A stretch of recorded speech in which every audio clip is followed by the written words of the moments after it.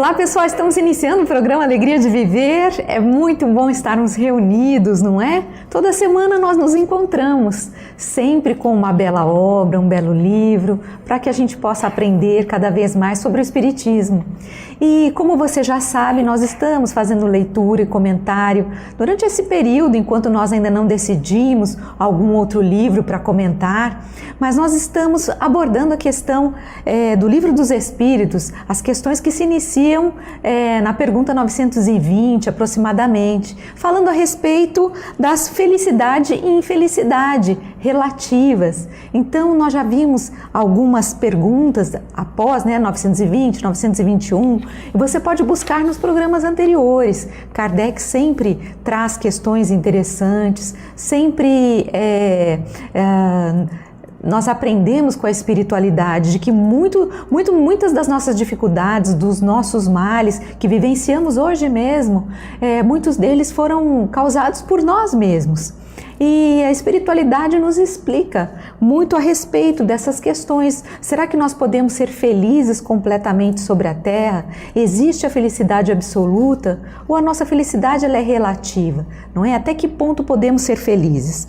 E assim vai. Você pode buscar esse tema, como eu disse, nos programas anteriores. Hoje daremos continuidade com outras perguntas também muito interessantes. Para quem não me conhece, eu sou Solange Godoy, junto com André Luiz Ruiz. Como vai, André? Olá, Solange. Olá, queridas irmãs, queridos amigos. É sempre muito renovador termos a oportunidade de levar a cada um a estas coisas tão atuais. Você pode pensar assim, mas o Livro dos Espíritos foi lançado em 1857, é velho, não é? Mas não é não. Nós vamos encontrar aqui coisas que ainda não foram totalmente compreendidas na atualidade e que são aplicáveis em 100% de seu ambiente de filosofia, de sentimento, de comportamento. E isto ainda nós estamos precisando escavar. E é por esse motivo que nós estamos tratando desta temática. Nós temos já o estudo do Livro dos Espíritos, que é feito na TV Mundo Maior. Espiritismo sem mistério. Eu e a Solange estamos aproximando-nos da metade um pouco menos da metade do livro, na pergunta 400. Estamos ali, ao redor daquilo.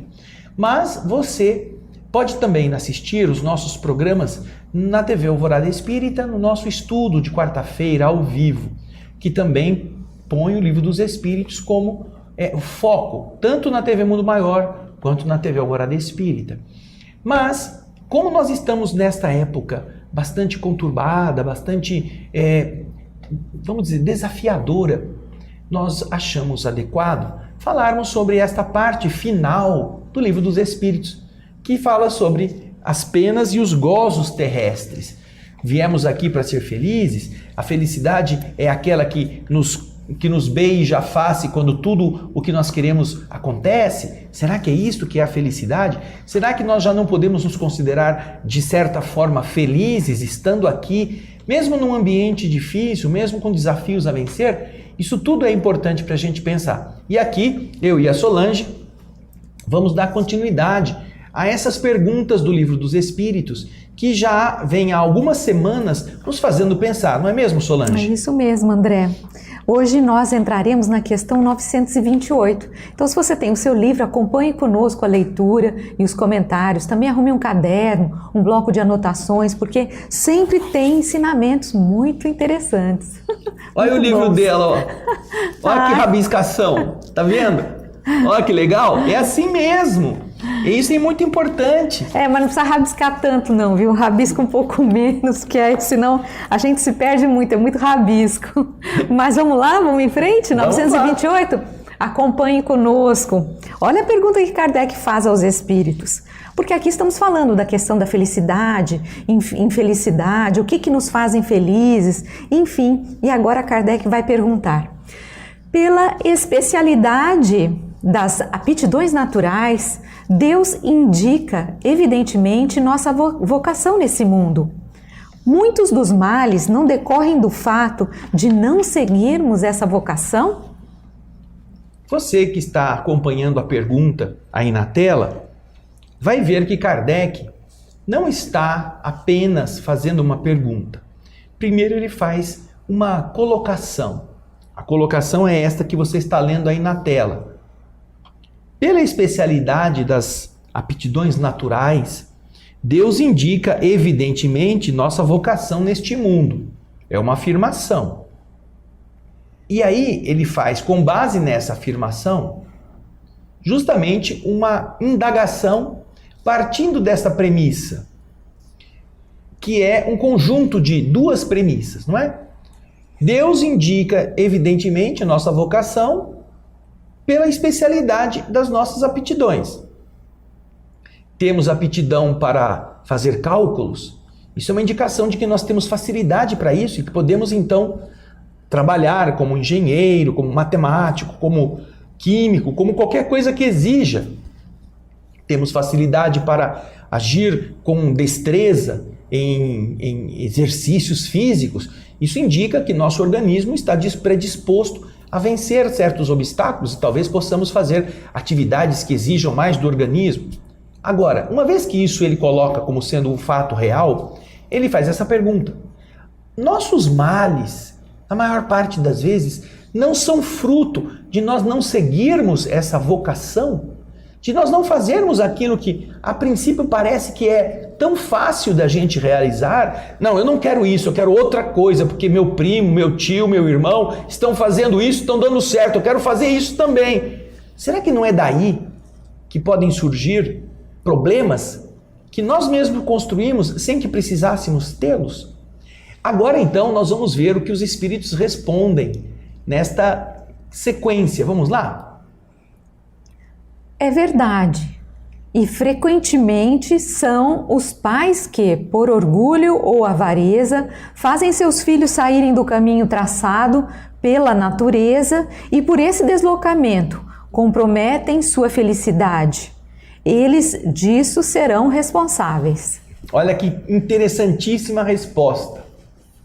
Você vê como muitas vezes, seja por orgulho, por ambição, por avareza, por interesses escusos, aqueles que deveriam orientar os filhos para que os filhos acabassem fazendo aquilo que para eles é uma tendência natural, acabam deslocando o interesse, forçando os filhos a saírem do caminho. E isto vai fazer com que sejam profissionais infelizes, profissionais medíocres, pessoas descontentes, fazendo coisas erradas. E estes pais que fazem isso serão responsáveis por esta infelicidade que os filhos não terão ou terão em função de terem escolhido um caminho que não era o normal.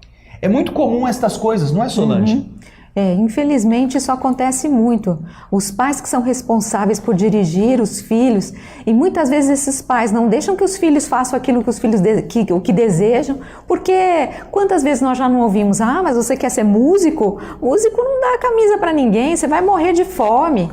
Ah, você quer ser artista, pintor ou qualquer outra coisa assim, também vai morrer de fome. Faz disso um hobby, vai ter uma profissão, uma outra profissão séria. E às vezes aquele filho inseguro acaba então escolhendo uma outra profissão, mas que não tem a ver com a sua inclinação pessoal. Então ele vai fazer advocacia. Alguém que tinha uma aptidão para música, de repente vai fazer advocacia. Quer dizer, algo que não tem nada a ver. E esse profissional que a gente vai ver, que depois de passados alguns anos, muitos deles ficam frustrados, porque acabaram tendo que realizar esse tipo de atividade sem a menor aptidão. Então eles serão maus advogados, maus médicos, maus economistas, não é? Porque não tinham a vocação para aquilo, não foram direcionados.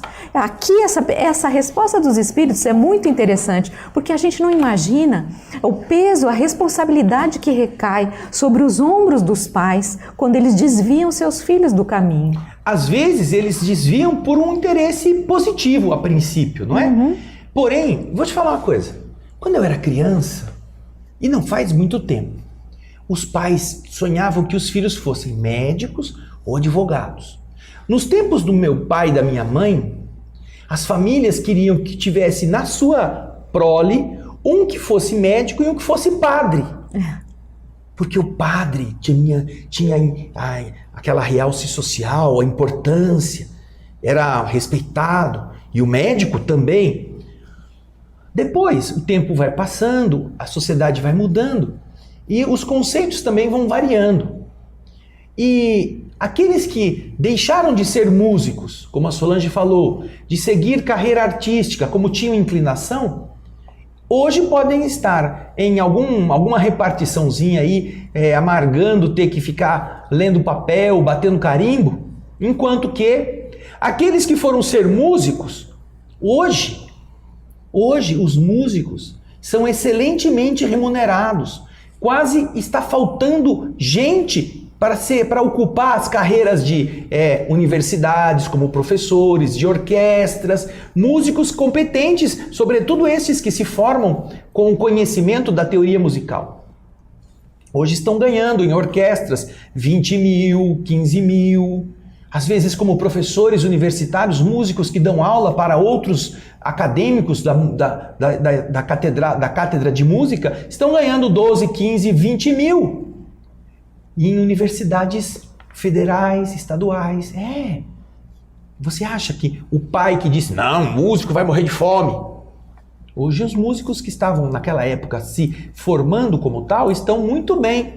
E hoje você vê desempregado quem? Um monte de advogado, um monte de engenheiro, um monte de médico.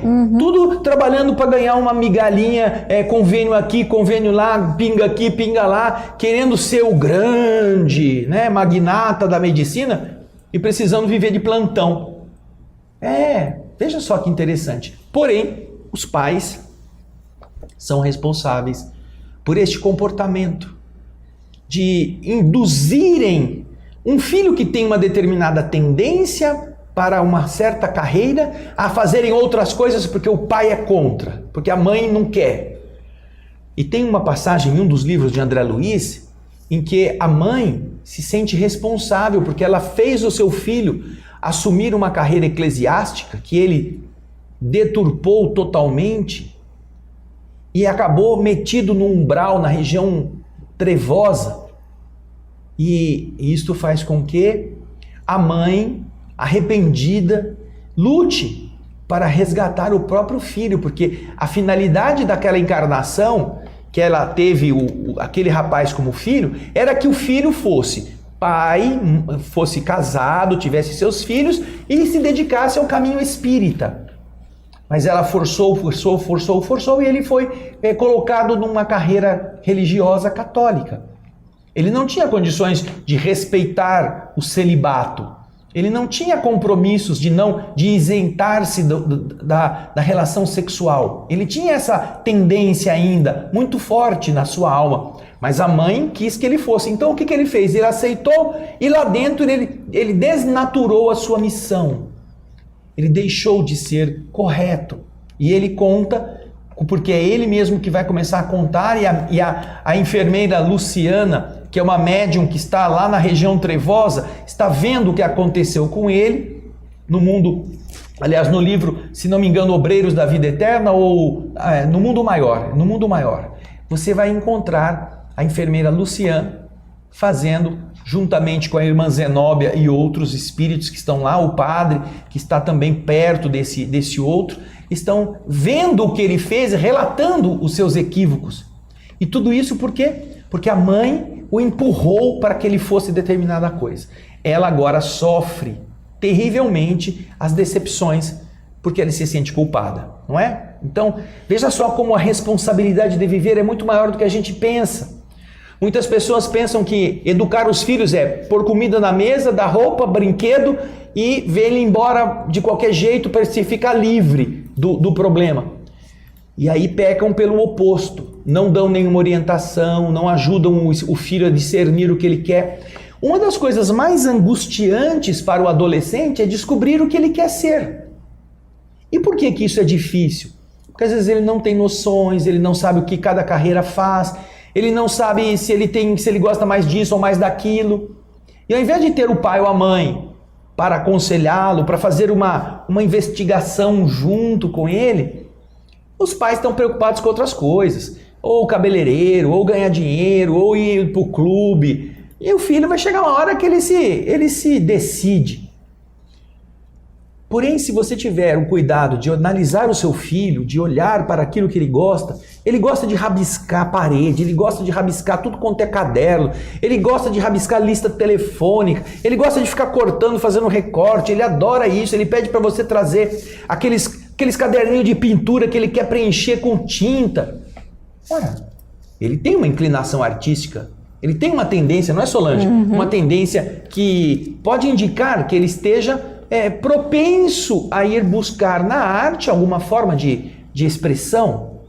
E aí, você sabendo disso, estando atento, você pode ajudá-lo. Mas, se você não está atento e ele está confuso, acaba se orientando pela conversa de amigos, fazendo o que os amigos vão fazer e vai descobrir que ele é infeliz lá no meio do curso. Isso.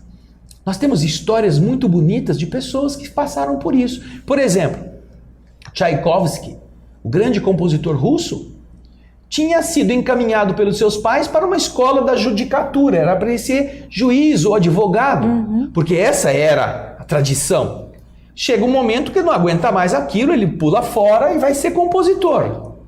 Nós temos outros vários na pintura. Artistas, pintores, não sei se é o Cézanne, um deles, o Degas, acho que é um deles também, que iam ser advogados, que estavam, né, estudando para isso, mas que desistiram da profissão. Ainda bem, né? Porque senão hoje a gente não ouviria falar desses mestres da pintura. A história de Manet, coitado, o pintor, né, Edouard Manet, era filho de um juiz austero, rigoroso. E ele, Manet, gostava de uma moça e esta moça não era bem vista pelo seu pai, que era o juiz, o homem de respeito. E ele lutou porque ele queria conquistar a sua independência, mas precisava ainda da ajuda do pai, que era quem tinha o dinheiro, e ele queria casar-se com essa moça. E ele então fez de tudo até que ele se casa com a moça contra a vontade do pai. E o pai rompe com ele. E aí passam os anos, e o que acontece? O pai fica doente. Sabe qual é a doença que o pai tem? Sífilis. O juiz tinha várias amantes, das quais ele contraiu a enfermidade e vai morrer disto. Ou seja, aquela austeridade que ele exigia do filho, de não aceitar a mulher porque não era bem vista, ele andava com a mulherada aí no escurinho do cinema, nos bequinhos escondidos, fazia o que ele questionava nos outros. Então veja só que dureza essas maneiras de ser irresponsáveis por aqueles que têm que exemplificar para os seus filhos e dar aos filhos a oportunidade de onde você gosta mais, o que você gosta mais de fazer. Ah, isso não vai dar dinheiro? Quem disse que não vai? Você tem uma bola de cristal? Você tem lá um baralho que mostra para você o futuro? Quem falou que não vai dar? Porque o que dá dinheiro não é uma profissão ABC. O que dá dinheiro, como consequência, é um bom profissional fazendo corretamente o que ele faz. Sabe o que dá dinheiro hoje? Não é ser engenheiro. Sabe o que dá muito dinheiro hoje? É ser um bom pedreiro. Isso dá muito dinheiro. Um bom encanador. Um encanador que sabe como corrigir os problemas do encanamento. Vai ver quanto custa quando fura um cano na sua casa, você trazer uma pessoa competente que sabe resolver o problema. Porque tem um monte de picareta. Mas o competente custa caro. E é gente que às vezes não fez faculdade, não fez universidade e está mantendo a sua família e ganhando recursos honestamente com o conhecimento da prática. Então, esse negócio de, isso não dá dinheiro, isso não vai ser uma boa profissão para você, é uma forma equivocada, às vezes, na maioria das vezes, de pressionar alguém a fazer uma coisa que não é o métier que ele está preparado. Eu não quero dizer com isso que se seu filho quer ser, não, eu quero ser maconheiro. Você vai falar, tudo bem, a sua tendência, eu vou comprar um pezinho de maconha para a gente já ir cultivando. Não, nada disso, não é? Não estamos levando a coisa ao extremo. É claro que se a inclinação é uma inclinação perigosa, uma inclinação desmoralizante, uma inclinação que não é para um caminho lícito, isso precisa ser corrigido pelo pai, pela mãe, pelos responsáveis. Porém, é importante que você possa extrair, às vezes, até de uma tendência negativa, um indicador de alguma coisa que possa ser positivamente usada. Ele pode, eu vou fazer esses desenhos, eu gosto de desenhar porque eu gosto de guerra, gosto de arma, eu quero fazer umas coisas assim, ele monta revólver fazendo de conta com um pedacinho de madeira, né? Mas peraí, meu filho, você vai querer ser o quê? Vai querer ser um ladrão, um bandido? Não. Agora, o que você pode fazer é projetar. Existem desenhos, existe um torno que corta o tecido, corta o metal do jeito que você quer. Podemos fazer alguma coisa assim se você gosta tanto de fazer esses mecanismos. Às vezes, é a forma de demonstrar que ele tem uma mente criativa na área da mecânica. E não estimular o moleque a ser desses que vai sair atirando a esmo aí para exercer o seu pendor de dar tiro, não é? Mas o Kardec, ele dá uma espremida nos espíritos, porque ele vai fazer uma pergunta muito interessante agora que vocês vão ver, dá uma olhada só. A gente chama de 928A, porque ela está dentro da pergunta 928. Então Kardec diz, assim, acharíeis justo que o filho de um homem altamente colocado no mundo fizesse tamancos, por exemplo, se para isso tinha aptidão? Bem, olha só. Não é? Foi radical. Kardec está dizendo, os espíritos dizem que você deve respeitar a tendência do seu filho, paraná, e que se você quiser que ele seja outra coisa, você pode se comprometer o futuro dele. Agora Kardec então, bom, tudo bem. Então vocês estão dizendo que um homem que, vamos supor, tem uma alta posição e o filho dele gosta de fazer tamanco, que então o homem vai deixar o filho fazer tamanco sem assim... Só porque o filho tem aptidão para isso? Aptidão? Vai? Será que é isso? Será que o homem não possa tentar investir no filho, fazer o filho buscar alguma coisa mais assim, adequada para a possibilidade de estudar, de se formar, de ser alguma outra coisa? Quem sabe ele possa ser fabricante de uma máquina que faça tamanco, em vez de fazer tamanco na mão. Mas para isso ele tem que estudar, tem que ser engenheiro, tem que ser mecânico para fazer o tamanco sair da máquina. O pai não pode fazer isso? Não, pai, eu quero ser, quero ser tapador de buraco de formiga. Ah, meu filho, eu tinha feito para você um pé de meia, para você ser uma pessoa que tivesse um estudo. Mas para tapar buraco de formiga, qualquer um pode fazer isso. O pai vai deixar, então, tudo bem, meu filho, eu vou comprar um pouquinho de cimento para você se realizar como tapador de buraco de formiga. E aí o filho vai crescer como tapador de buraco de formiga e vai morrer de fome, não vai ter lugar para morar, não vai ter, e vai pôr a culpa no pai. Ah, meu pai devia ter falado para eu não ser tapador de buraco de formiga afinal. Ele sabia que isso não ia ser bom para mim. Por que meu pai não me orientou, né? Deixou eu ter essa profissão de louco, de maluco, só porque eu queria. Mas eu era muito pequeno, como que eu ia definir isso? Como é que ele deixou eu, que não tinha juízo ainda, escolher alguma coisa? Se você perguntar pro seu filho pequenininho o que ele quer ser, por exemplo, ele quer ser dono da padaria. Quer ser bombeiro. Quer ser bombeiro. Ele quer ser dono da padaria porque assim ele come todos os doces sem precisar pagar. É a ambição da criança, quer comer açúcar. Então, você pergunta para a criança com a visão... polícia, bombeiro. Com a visão, polícia, bombeiro. Com a visão de criança, ela acha que aquilo é muito bonito, quer ser astronauta. Ótimo, quer ser astronauta. Você já aprendeu a tabuada do 2? Um astronauta tem que saber muito mais que a tabuada do 2. Se ainda não aprendeu, vamos lá, vamos fazer a tabuada do 2, do 3, do 5, do 7, do 9. Mas é difícil ser astronauta. Acho que eu vou querer ser padeiro, que eu como os doces.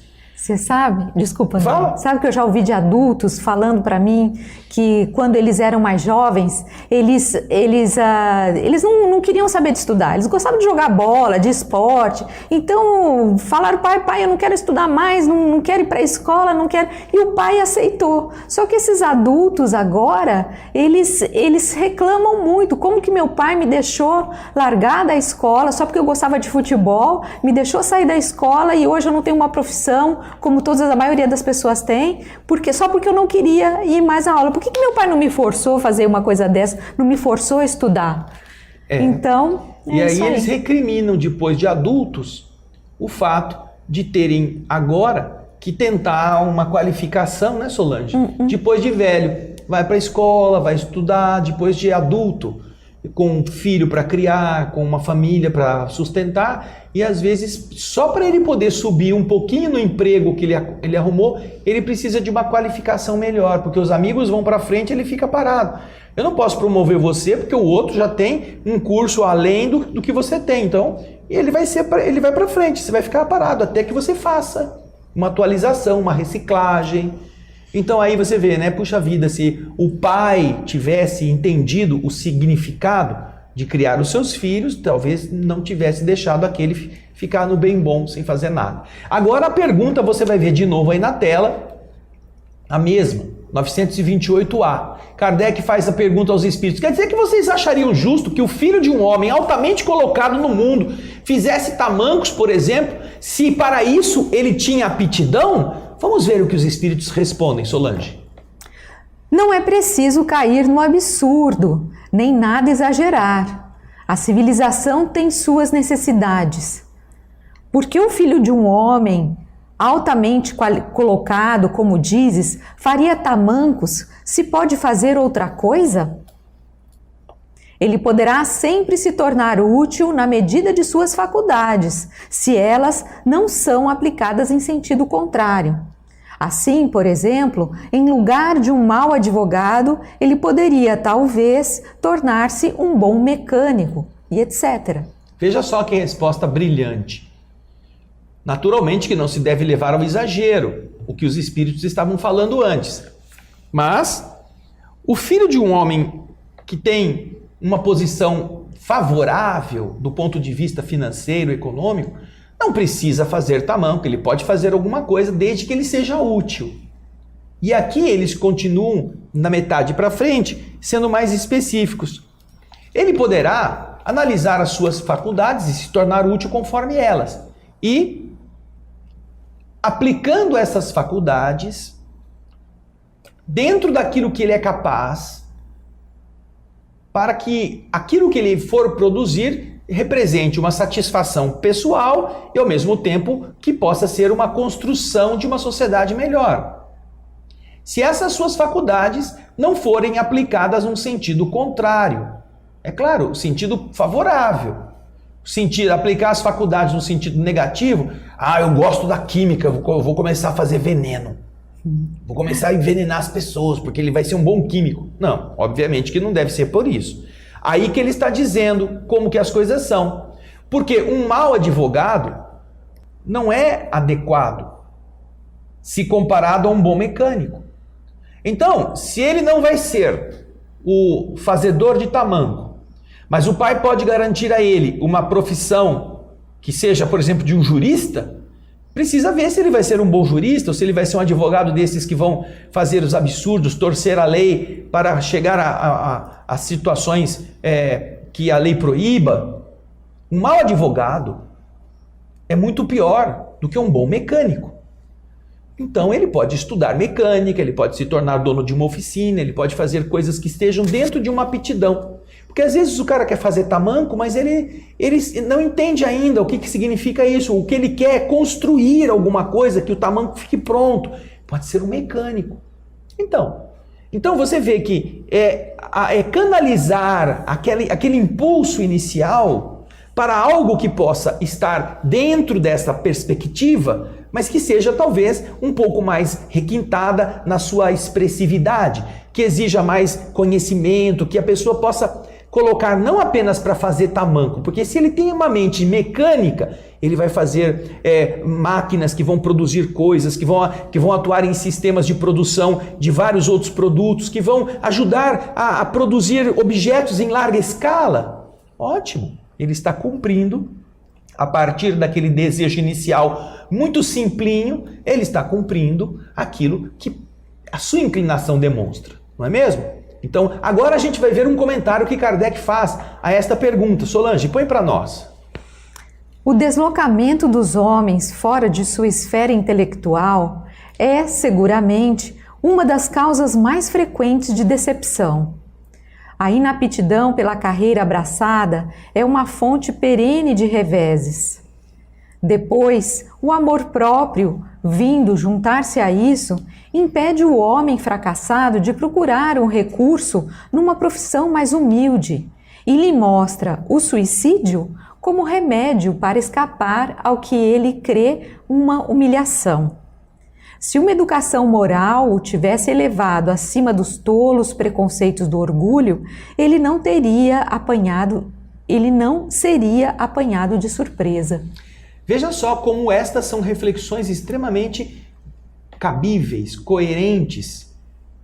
O homem que se desloca da sua esfera intelectual, seja para cima ou para baixo, realmente produz para ele muitas decepções. Ele encontrará dificuldades que ele não sabe vencer, se ele é chamado ou se a sua ambição o leva para um posto que ele não é capaz, ou se ele acaba sendo colocado numa situação inferior à sua capacidade, ele se frustra porque ele sabe que ele é capaz de fazer mais do que aquilo, mas é só aquilo que ele deve fazer.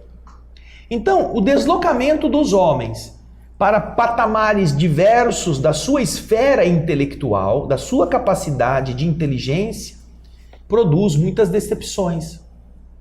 A falta de aptidão para uma carreira é uma perene fonte de insucessos, de reveses, de fracassos. Agora, junte-se a isso o quê? O homem orgulhoso, o amor próprio, que faz com que ele impeça, no caso de algum fracasso, de procurar um recurso numa profissão mais humilde. Ah, eu fui desempregado porque o meu patrão disse que eu não sei fazer essas coisas. E eu que tinha o posto A, agora não tenho mais esse posto e agora eu também não quero, como dizem entre aspas, não quero sujar a minha carteira. A carteira de trabalho que o povo tem que assinar lá, o patrão, né? Que ganhava X, agora vai ganhar menos que o X. Não, eu não quero esse emprego, não quero sujar minha carteira. Quer dizer, você foi para trás. Em vez de você ter um emprego cada vez mais rentável, você agora está ganhando menos, fazendo uma função menor. Você era chefe dos faxineiros. Só que você era arrogante, você era briguento, você achava que você era que mandava em tudo. Então o dono da empresa fala, escuta, você está me dando muito problema, você vai ser faxineiro agora. Eu vou contratar uma outra pessoa, uma empresa que vai gerenciar vocês e você vai ser faxineiro. Ah, eu era chefe dos faxineiros, Solange, agora eu vou ser só faxineiro? Não, me dá as contas que eu quero ir embora. Por quê? Porque os amigos vão tirar sarro dele. Porque os amigos vão dizer, você não era o chefe, agora você está aqui com o vassourão, que nem nós, né? Cadê o cara que mandava, que pisava na gente? Então, amor próprio. E então, como diz Kardec aqui no comentário, resta para essas pessoas orgulhosas, muitas vezes, o quê? O caminho da fuga. Seja da fuga do lugar, eu vou embora, me vi minhas contas que eu vou embora, para não ser objeto de chacota. Ou ele vai embora da cidade, para não ser apontado como, tá vendo, aquele lá era o ricão, agora anda de ônibus, que é uma vergonha para o seu orgulho. Ou ele tenta ir embora da vida, fugindo através do suicídio. Veja só como essas coisas são complicadas. Quando alguém se coloca numa posição que não tem capacidade e que depois não aguenta ser colocado no patamar que lhe compete. E aí, o que acontece? Se uma educação, como termina o slide, se uma educação moral o tivesse colocado acima dos tolos preconceitos do orgulho, ele não seria apanhado de surpresa. Ou seja, ele saberia que ele não merece aquele posto, não merece aquele cargo. Ele então não iria se candidatar a ele. Vem aqui para mim um pouquinho e quero contar uma história de uma pessoa muito conhecida. Você conhece o Senhor Abravanel, não é? Senhor Abravanel morava no Rio de Janeiro, era uma pessoa de condição simples e tinha um sonho de ser um locutor. E como jovem, um dia, em um dos concursos que havia no Rio de Janeiro, não sei se na Rádio Nacional, abriu-se vaga para locutor. Ele conseguiu ou na Rádio do Rio de Janeiro, ou em São Paulo, não sei, ele conseguiu uma carta de apresentação de uma pessoa do meio, do métier artístico da época. E ele foi para o concurso. com a carta no bolso.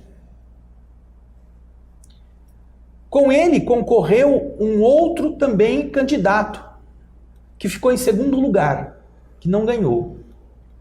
Mas ele, com este sonho de ser locutor, desempenhou com tal brilhantismo a prova de apresentação, que ele foi o primeiro colocado. Só que ele nunca apresentou a carta de apresentação. Ele não entregou a carta para ninguém.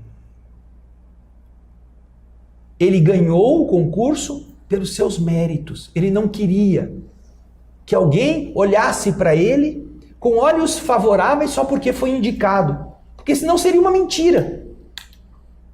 E ele então foi o primeiro colocado, desbancando o que foi depois o segundo colocado.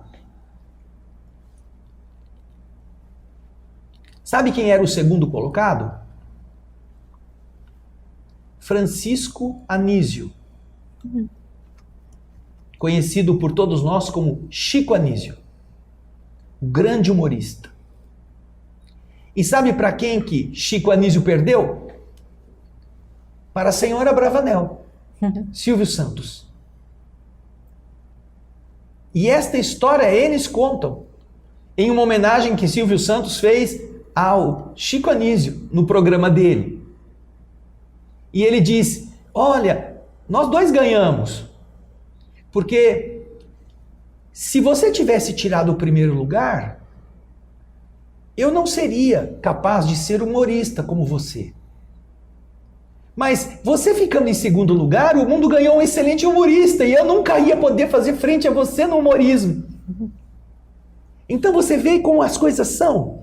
Quando você tem respaldo moral do berço, quando o seu filho aprende e você como filho é ensinado pelos seus pais a lutar por valores verdadeiros, você não se deixa arrastar por esse orgulho tolo, por esta tontice de que eu quero ser grande, sem saber ser grande. Eu quero ser um locutor e aí vem uma cartinha debaixo da manga e você tira, olha, o fulano me indicou. Sabe quem tinha indicado ele? Manuel de Nóbrega. A carta de indicação do senhor Abravanel foi assinada pelo Manuel da Nóbrega, aquele da praça, não o filho dele, Carlos Alberto, o pai. E ele não apresentou isto, ele não entregou para os que eram os responsáveis, porque ele tinha conteúdo moral na sua estrutura de formação. Ele não queria ser o orgulhoso, eu ganhei graças à indicação do fulano, eu ganhei por meus méritos. Então você vê, quando a gente aprende a estar no patamar em que a gente sabe que pode, que a gente não cobiça mais porque a gente não tem competência, e que a gente faz aquilo que a gente sabe da melhor maneira, você vai ser sempre feliz.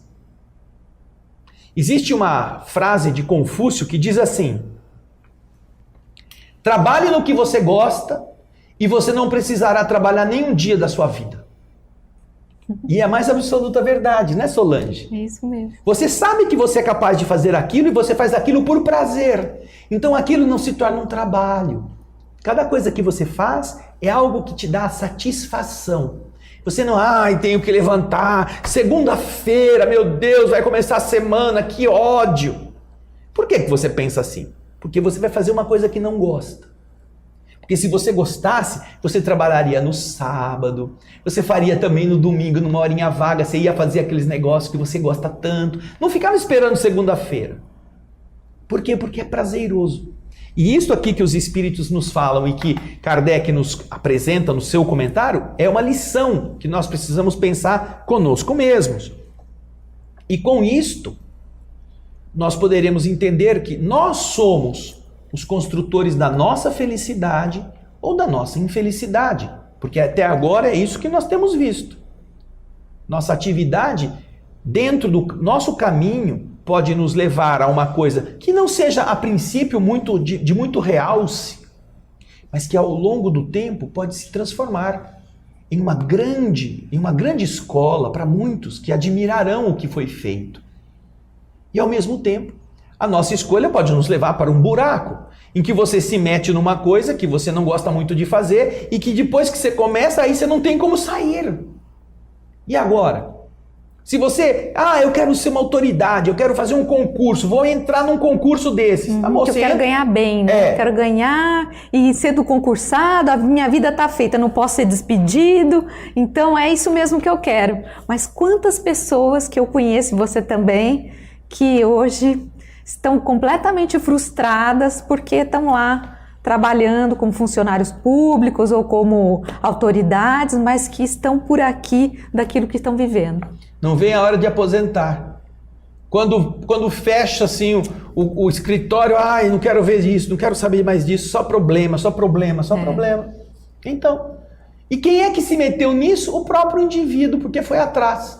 Eu quero autoridade, eu quero ter meu salário, quero ter o meu emprego garantido, segurança. Nesse caso é como se o indivíduo se enganasse, ele se engana, ao invés de ele olhar para dentro de si e ver quais são as aptidões que ele tem, ele utiliza outros critérios, os critérios do ganho, quanto que eu vou ganhar, que profissão está dando mais. Então ele não olha para si, ele olha para o que está acontecendo para buscar alguma vantagem econômica.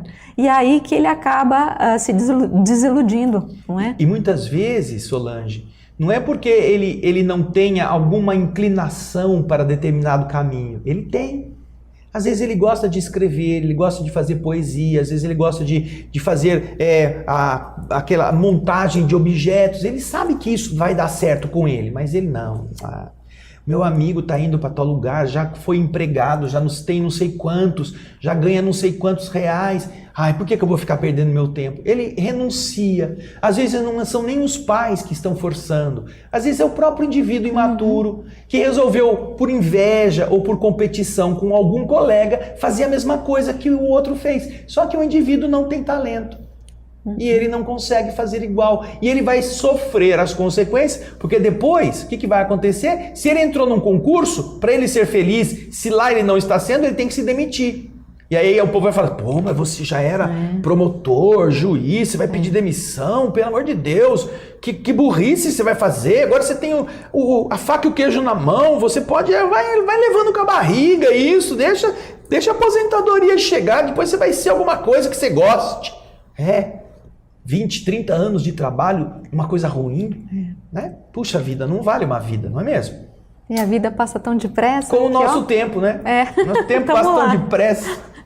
É isso mesmo, gente. Fica o convite para você conhecer o programa Espiritismo Sem Mistério, onde nós estamos tratando também do Livro dos Espíritos, na TV Mundo Maior. E aí você vê o nosso cartaz do Espiritismo Sem Mistério, de 15 em 15 dias, estudando o Livro dos Espíritos.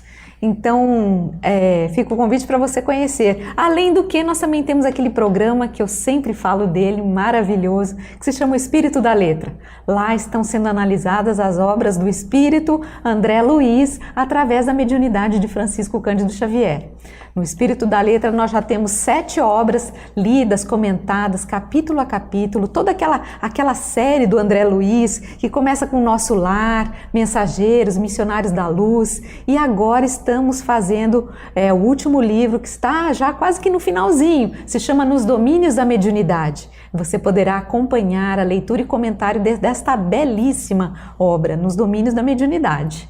Então isso. Agradecemos a sua participação. Ele está no nosso canal do Espírito da Letra. Você entra lá, youtube.com/o Espírito da Letra. Você vê todos os 7 livros e mais este último, o 8º, que é Nos Domínios. E ele também está sendo exibido na TV Mundo Maior todas as semanas em 3 horários, que depois você entrando lá na programação da TV Mundo Maior, você vai poder encontrar e assistir também através do site da TV Mundo Maior. Então fica o convite para você estar se informando a respeito das obras de André Luiz com essas lindas lições que o Espírito André Luiz nos traz, tá bem? É isso aí, um grande abraço, nos vemos na próxima semana com o estudo do Livro dos Espíritos, porque esse assunto continua. Nós vamos para a pergunta 929, então arruma o seu livro para você dar uma riscada nele e vamos juntos. Vai riscando, para guardar. Grande abraço, até lá. Tchau, gente. Beijo.